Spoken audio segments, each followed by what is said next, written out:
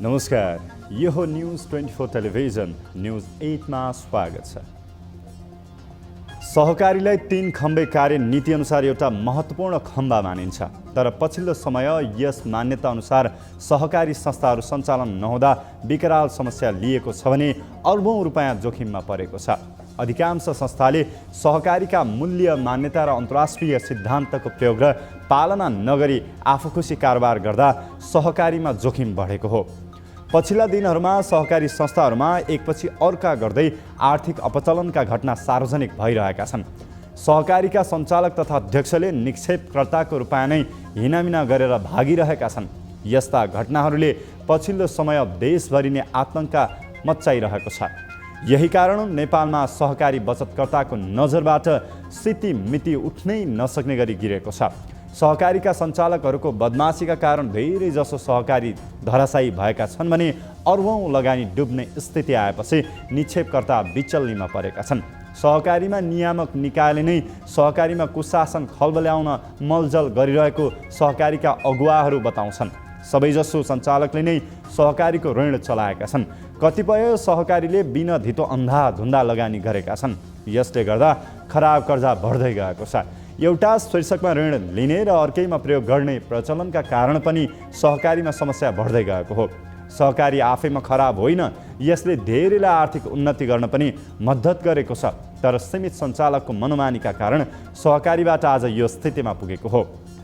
सहकारीमा यस्तो समस्या किन आयो, समाधानको उपाय के हो र बदमाशी गर्नेलाई कसरी कारबाही गर्ने र निक्षेपकर्ताको लगानी कसरी सुरक्षित गर्ने भन्ने विषयमा गम्भीर अध्ययन र आवश्यक ऐन कानुन संशोधन गर्नै पर्ने भएको छ।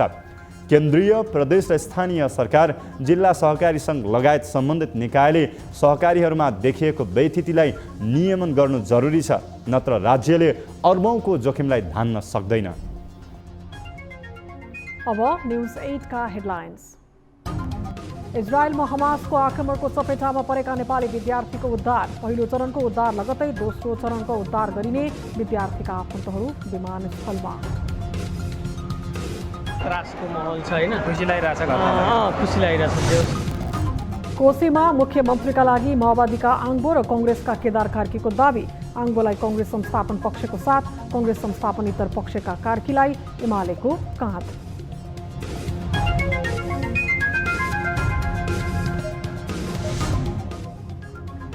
भारतीय प्रधानमन्त्री मोदी नेपाली भूमि कालापानी क्षेत्रमा कैलाश पर्वतको दर्शनसँगै स्थानीयसँग संवाद। नेपाल सरकार बेखबर, नेपाली भूमिमा बल मिच्याई भन्दै चौतर्फी आलोचना। यो चाहिँ नेपाल र भारत बीचको सम्बन्धको विपरीत छ। बाराका जनप्रतिनिधि नै सार्वजनिक जग्गाको दुरुपयोगमा उद्धत। ठेकेदारसँगको मिलेमतमा माटो चोरी र किनबेचमा संलग्न भएको आरोप। स्थानीय आक्रोशित। लगभग 10 दिनसम्म तपाईको 5-7 वटा टिप्पर दिन दहाडै चलेर चाहिँ लुटतन्त्र मचाएको छ। र भूकम्प प्रभावित क्षेत्र बाजुराका विद्यार्थीको बिचली। विद्यालय भवन भत्केर पढ्नै सकस। पठन पाठन सामग्री भत्केको घरमुनि। हामीहरूको किताब चेपेर हामीहरू स्कुल पढ्न पाएको छैन।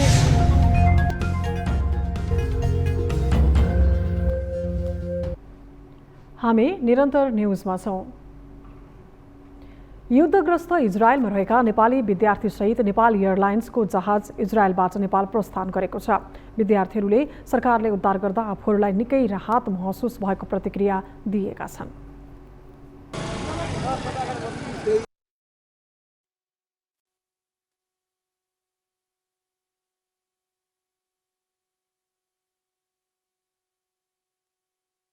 घर जाने फर्किने ठिकै छ। अब यहाँको बसाइ पनि अब हामीलाई त खासै त्यस्तो गाह्रो भएन, त्यही पनि अब हाम्रो फार वेस्टर्नको साथीहरूलाई धेरै अप्ठ्यारो भयो।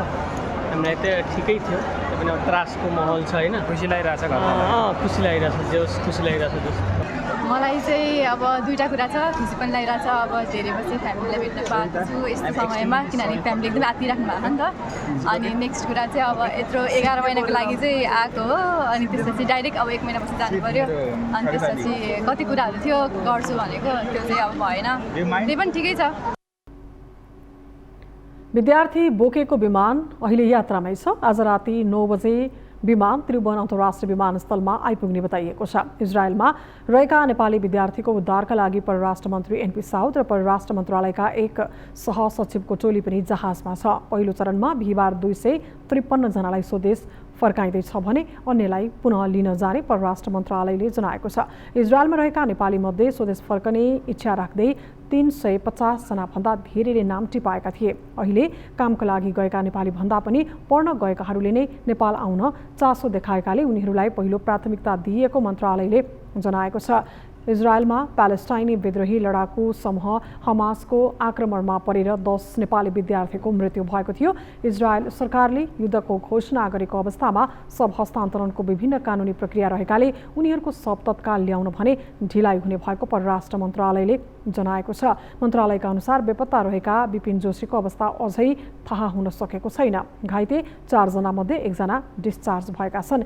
युद्धग्रस्त क्षेत्रमा खतरामा रहेका 127 जनालाई सुरक्षित ठाउँमा सारिएको पनि मन्त्रालयले जनाएको छ।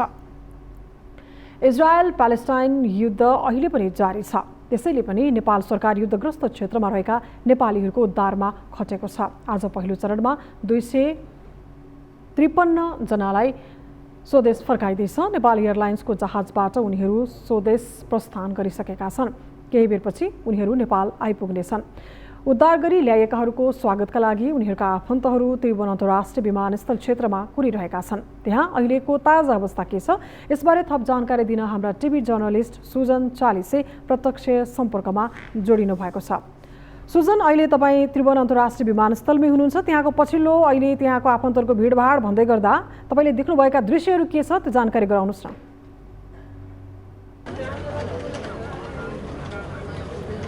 सुषमा, यतिखेर म त्रिभुवन अन्तर्राष्ट्रिय विमानस्थलको यात्रु आवागमन कक्षको यो प्रतीक्षालयमा रहेको छु। यहाँ प्रतीक्षारत यात्रुलाई बाहिरबाट नेपालभित्र यात्रुलाई प्रतीक्षा गर्नका लागि यात्रुका आफन्तहरू यहाँ लाइनबद्ध भएर बस्नुभएको देख्न सकिरहनु भएको छ। मैले पृष्ठभूमिमा यहाँलाई त्यो दृश्य देखाइरहेको छु। र अहिले हाम्रो प्रतीक्षा भनेको राति करिब 1 साढे 1 बजेतिर इजरायलबाट नेपाली विद्यार्थी र अन्य नेपालीहरू जो इजरायल प्यालेस्टाइनको युद्धका कारण त्यहाँ त्यो द्वन्द्वग्रस्त वातावरणको कारण त्यहाँबाट नेपाल झिकाइनु भएको छ। नेपाल सरकार का परराष्ट्र मन्त्री एनपी साउद स्वयं इजरायल गएर त्यहाँबाट यात्रुहरू लिएर नेपाल प्रस्थान गरिसक्नु भएको छ। नेपाल वायुसेवा निगमको वाइड बडी जहाज लिएर आज बिहान प्रस्थान गर्नुभएका परराष्ट्र मन्त्री एनपी साउदले त्यहाँबाट 253 जना नेपालीहरूको उद्धार गरी अहिले त्यो जहाज इजरायलबाट प्रस्थान गरिसकेको अवस्था छ। अब रातको करिब 12:30-1 बजे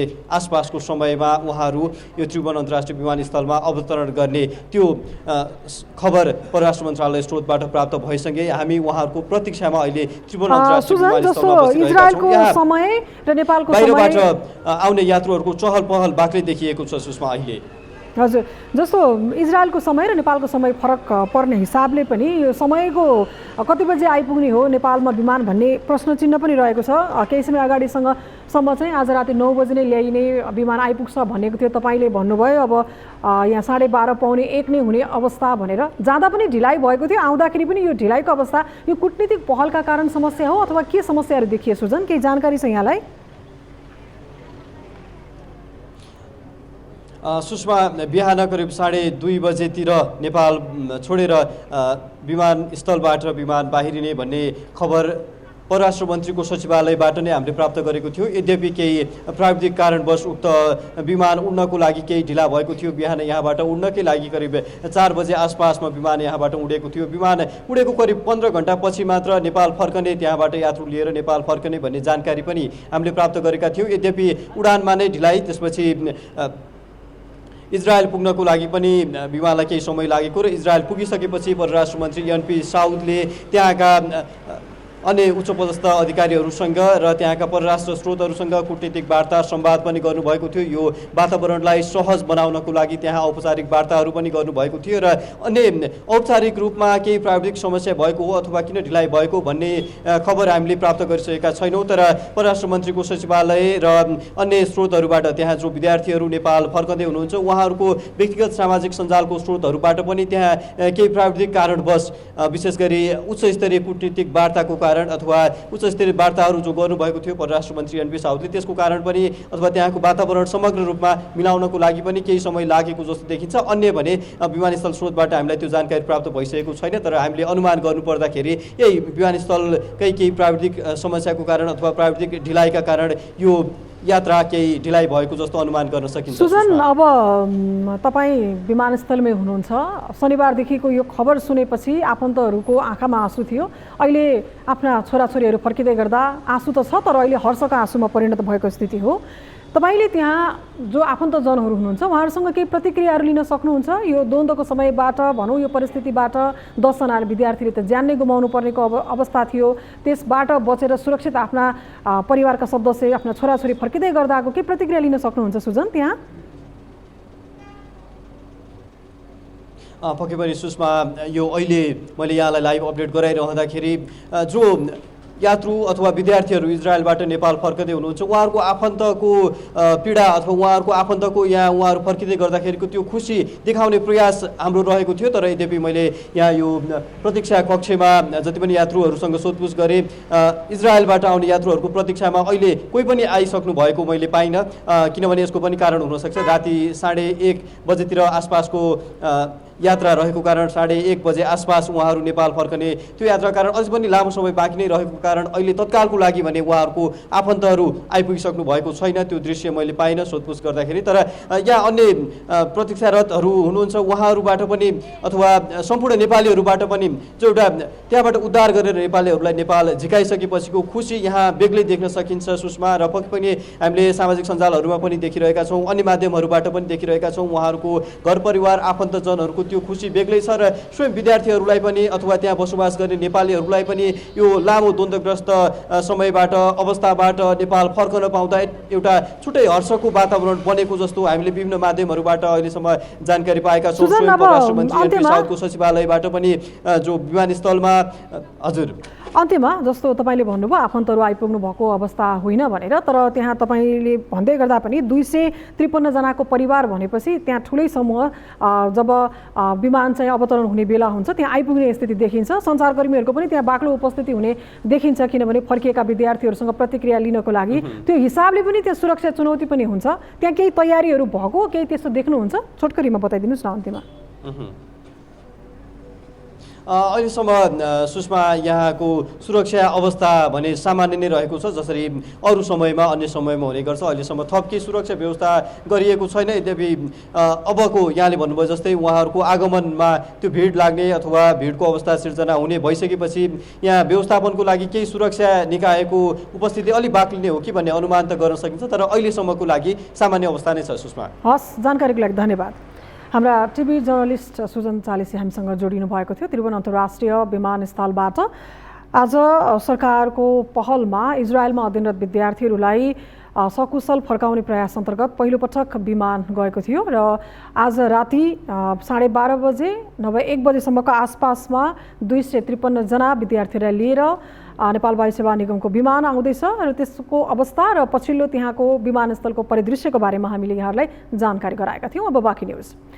कोशी प्रदेशको मुख्यमन्त्रीमा 2 जनाले दाबी पेश गरेका छन्। नेकपा माओवादी केन्द्र संसदीय दलका नेता इन्द्रबहादुर आङबोले दाबी पेश गर्दा नेपाली कांग्रेसका नेता केदार कार्कीले पनि मुख्यमन्त्रीमा दाबी पेश गरेका छन्। दाबी पेशको पत्र उनीहरूले प्रदेश प्रमुखको कार्यालयमा बुझाएका हुन्। आङबो कोशी प्रदेश सभामा रहेका सत्तारूढ गठबन्धन दलका प्रदेश सभा सदस्यहरूको समर्थनमा प्रदेश प्रमुखको कार्यालयमा पुगेका हुन्। उनलाई नेपाली कांग्रेस, नेकपा माओवादी केन्द्र, एकीकृत समाजवादी र जनता समाजवादी पार्टीको संसदीय दलको समर्थन छ। त्यस्तै नेपाली कांग्रेसका नेता केदार कार्कीले कांग्रेसकै संस्थापन इतर पक्षका 8 र एमालेका 39 सांसदको हस्ताक्षर लगेका छन्। यसैबीच कोशी प्रदेश एमाले संसदीय दलका नेता हिक्मत कुमार कार्कीले कोशी प्रदेशको सरकारको लागि नेकपा एमालेको कुनै पनि दाबी नरहेको बताएका छन्। विश्वासको मत प्राप्त गर्ने आधार नभएपछि राजीनामा दिएको हुनाले सरकारका लागि दाबी नगर्ने बताइएको हो।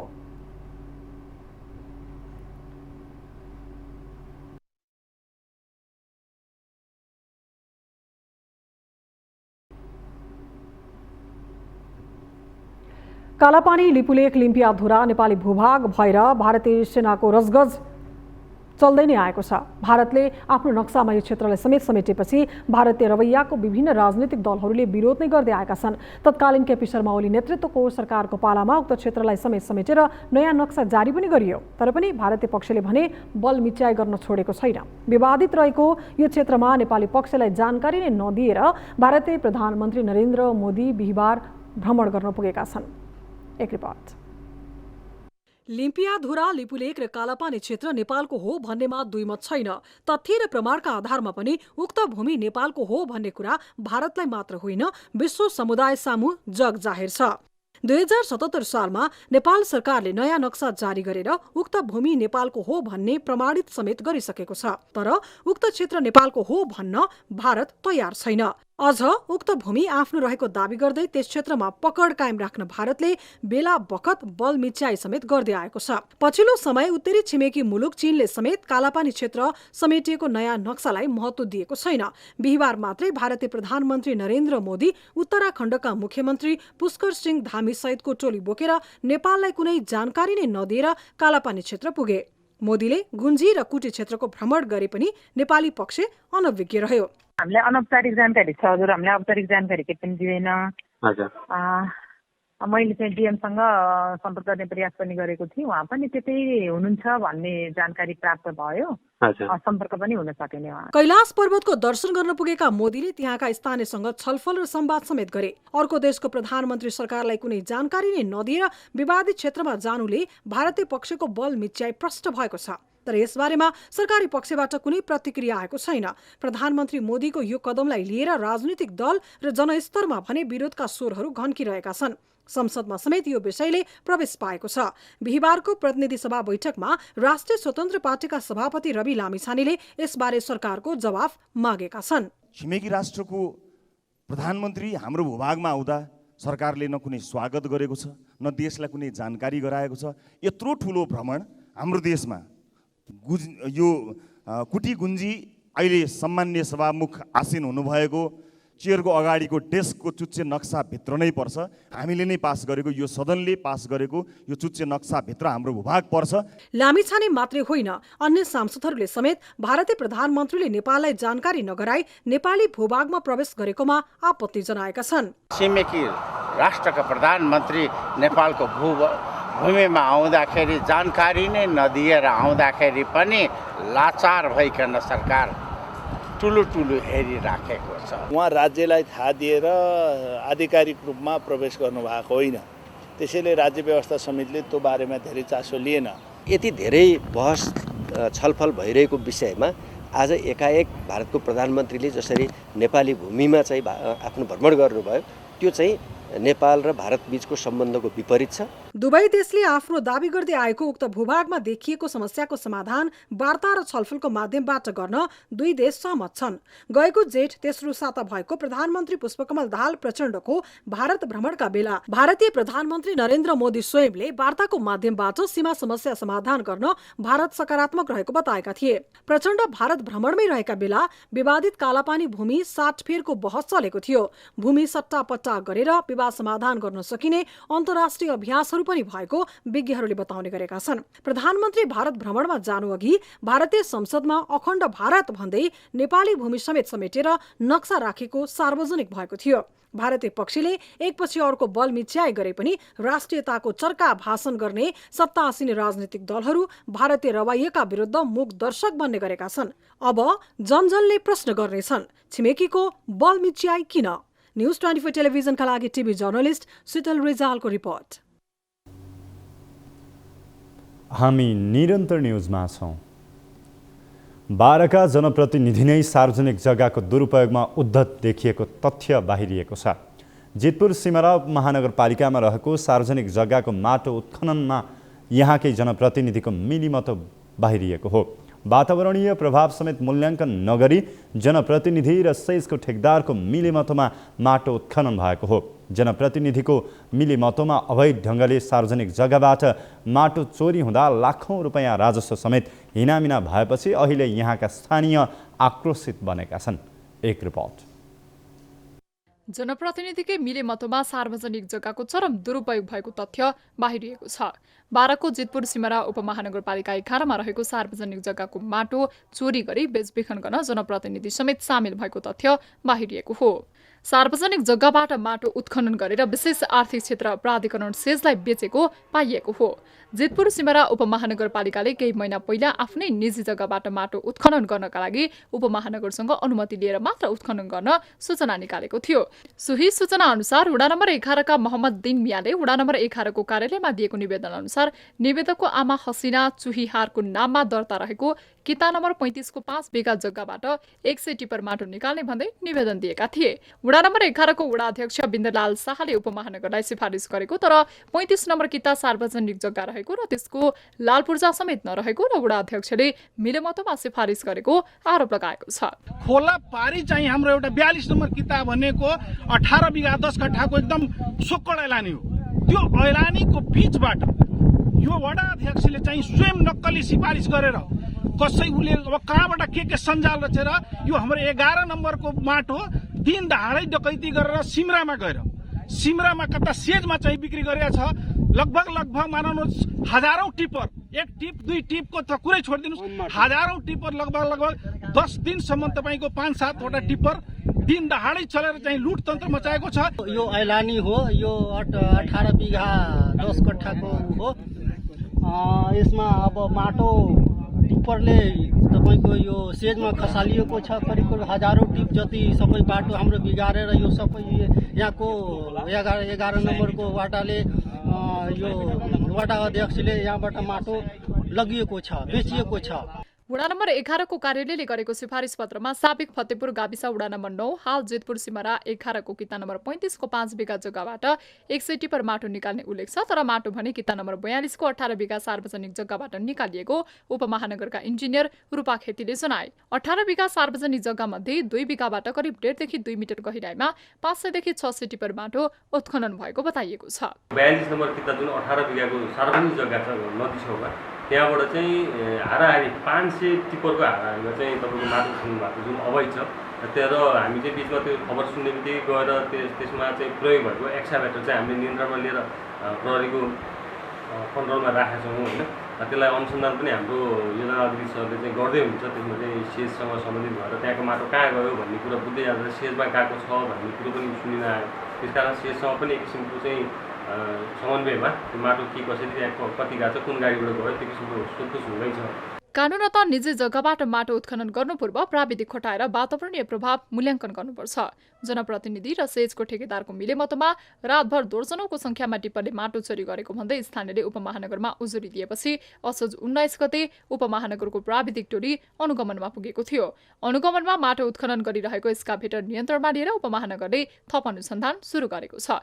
यता जितपुर सिमरा उपमहानगरपालिकाको वडा नम्बर 11 का वडा अध्यक्ष बिन्दालाल शाहले आफूले मोहम्मद दिन मियाले दिएको निवेदन अनुसार नै सबै प्रक्रिया पुर्याएर सिफारिस गरेको उपमहानगरको कर्मचारीको कमी कमजोरीका कारण 42 नम्बर किताबाट माटो उत्खनन गरेर बेचिएको आरोप लगाएका छन्।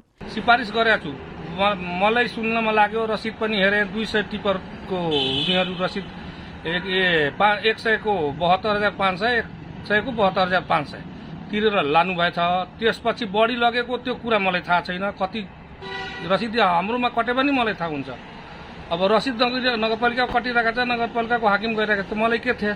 जितपुर सिमरा उपमहानगरपालिकाको नगर उपप्रमुख भोला प्रसाद अधिकारी सहितको टोलीले सार्वजनिक जग्गाबाट माटो उत्खनन गरेको ठाउँको स्थलगत अनुगमन गरिसकेको छ र यसमा जनप्रतिनिधिहरूको लापरवाही हो कि कर्मचारीको थप अनुसन्धान गरेर कारबाही हुने नगर उपप्रमुख अधिकारीले बताएका छन्। यसको खास दोषी को हो? अब वडागत जनप्रतिनिधि हुन्, अफिस कार्यालयगत कर्मचारी हुन्, यहाँ कसको चाहिँ यो मिलो मतोमा यो यति ठुलो चाहिँ राजस्व हिनामिना हुने वा चाहिँ गर्न नमिल्ने अब कानुन विपरीतका कामहरू भएका छन्। योसँग जोडिन भएकाहरूलाई चाहिँ कारबाहीको दायरामा ल्याउने भनेर यसको यो प्रारम्भिक चरणका कामहरूमा अहिले म आफू स्वयं सक्रिय भएर अगाडि बढिरहेको छु। उपमहानगरले वडा अध्यक्षको सिफारिसलाई विश्वास गरी वातावरणीय प्रभाव मूल्याङ्कन पनि नगरी राजस्व रकम लिएर 2 दिनभित्र अनुमति दिएको थियो। जनप्रतिनिधिको मिलेमतोमा अवैध ढंगले सार्वजनिक जग्गाबाट माटो चोरी हुँदा लाखौं रुपैयाँ राजस्व समेत हिनामिना भएको छ। न्यूज 24 टेलिभिजनका लागि बाराबाट टिभी जर्नलिस्ट प्रहलाद तिमल सिन्हाको रिपोर्ट। बाजुरामा भूकम्पले अधिकांश भौतिक संरचना तहस नहस बनायो। त्यसैले यहाँको जनजीवन अझै अस्तव्यस्त छ। भूकम्पले शैक्षिक क्षेत्र समेत प्रभावित बनाएको छ। शैक्षिक संस्थाहरू भत्किँदा विद्यार्थीहरू चौरमा बसेर पठन पाठन गर्न बाध्य छन्। विद्यार्थीको आवाज समेत भत्किँदा शैक्षिक सामग्री विहीन भएका विद्यार्थी थप मारमा परेका छन्।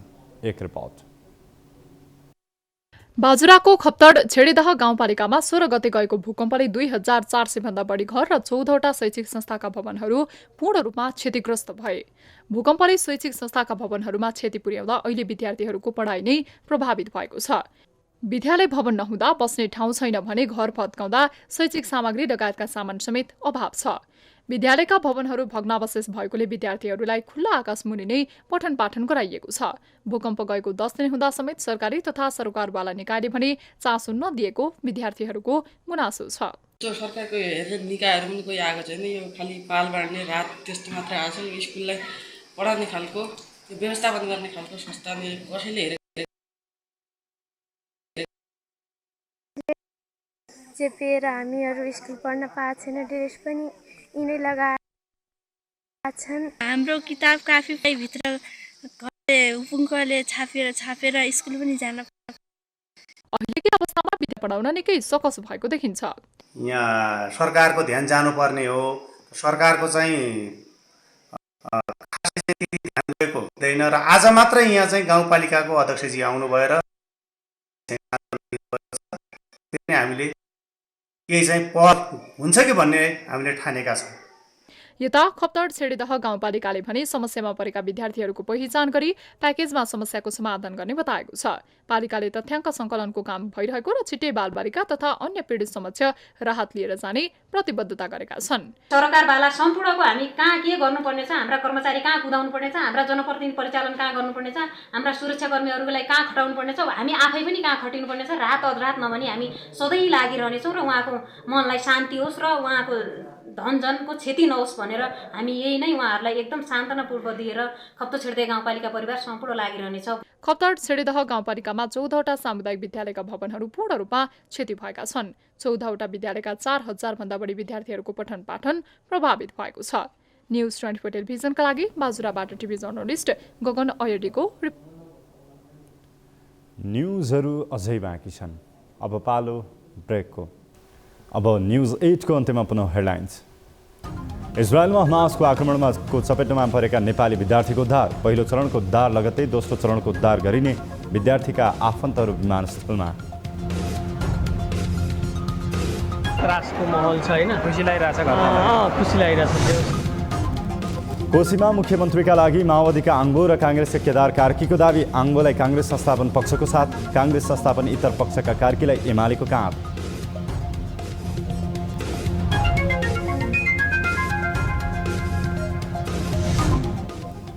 भारतीय प्रधानमन्त्री मोदी नेपाली भूमि कालोपानी क्षेत्रमा कैलाश पर्वतको दर्शनसँगै स्थानीयसँग संवाद। नेपाल सरकार बेखबर, नेपाली भूमिमा बलमिचाइ भन्दै चौतर्फी आलोचना। आफ्नो भ्रमण गर्नुभयो त्यो चाहिँ नेपाल र भारत बीचको सम्बन्धको विपरीत छ। बाह्रका जनप्रतिनिधि नै सार्वजनिक जग्गाको दुरुपयोगमा उद्धत। ठेकदारसँगको मिलेमतोमा माटो चोरी र किनबेचमा संलग्न भएको आरोप। स्थानीय आक्रोशित। हजारौं टिप्पर लगभग 10 दिनसम्म तपाईँको 5-7वटा टिप्पर दिन दहाडै चलेर चाहिँ लुटतन्त्र मचाएको छ। र भूकम्प प्रभावित क्षेत्र बाजुराका विद्यार्थीको बेचल्ली। विद्यालय भवन भत्केर पढ्नै सकस, पठन पाठन सामग्री भत्केको घरमुनि। हामीहरूको किताब चेपेर हामीहरू स्कुल पढ्न पाएको छैन।